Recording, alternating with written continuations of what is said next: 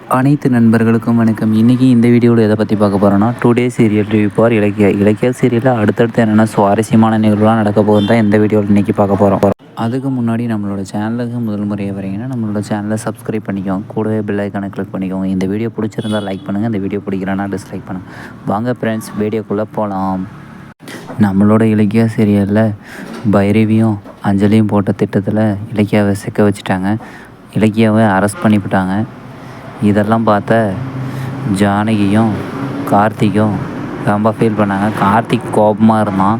ஆனால் ஜானகிக்கு எல்லாமே தெரிஞ்சதுனால ஜானகி இலக்கியாவை அரெஸ்ட் பண்ணதுனால உடனே கௌதமுக்கு ஃபோன் பண்ணாங்க. இப்படி தான் இலக்கியாவுக்கு இதெல்லாம் பிரச்சனை ஆச்சு, இப்படியெல்லாம் அரெஸ்ட் பண்ணிட்டாங்க அப்படின்னு சொல்லிட்டு.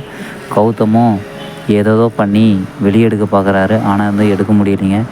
அவங்களோட ஃப்ரெண்டான அசிஸ்டண்ட் கமிஷனரான அவரையும் போய்ட்டு கேட்கும்போது பைரவியும் அஞ்சலிக்கிட்டேயும் போய் சொல்லி கேஸை வாபஸ் வாங்குங்க, இல்லைனா வந்து 7 வருஷம் தண்டனை கிடைக்கும், அது மட்டும்தான் இப்போதைக்கு ஒரே வழி அப்படின்னு சொல்லிட்டு இருந்தாங்க.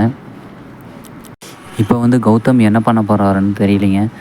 ஒன்றா அஞ்சலி போலி கர்ப்பம் அப்படிங்கிறத நிரூபிப்பாரா, இல்லை கௌதம் வந்து அஞ்சலிக்கிட்ட பேசி இலக்கியாவை வெளியே கொண்டு வர பார்ப்பாரான்னு தெரியலைங்க. இல்லை ஒருவேளை பைரவி ஒருவேளை மிரட்டி ஒருவேளை இலக்கியாவையும் கௌதமையும் பிரிக்க பார்ப்பாங்கன்னு தெரியலைங்க.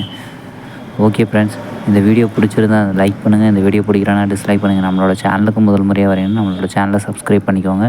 கூடவே பெல் ஐக்கானை கிளிக் பண்ணிக்கோங்க. உங்களுக்கு கௌதம் இலக்கியா உங்களுக்கு பிடிச்சிருந்தால் மறக்காமல் இந்த வீடியோவுக்கு லைக் பண்ணுங்கள். தேங்க்யூ ஃபார் வாட்சிங் ஃப்ரெண்ட்ஸ்.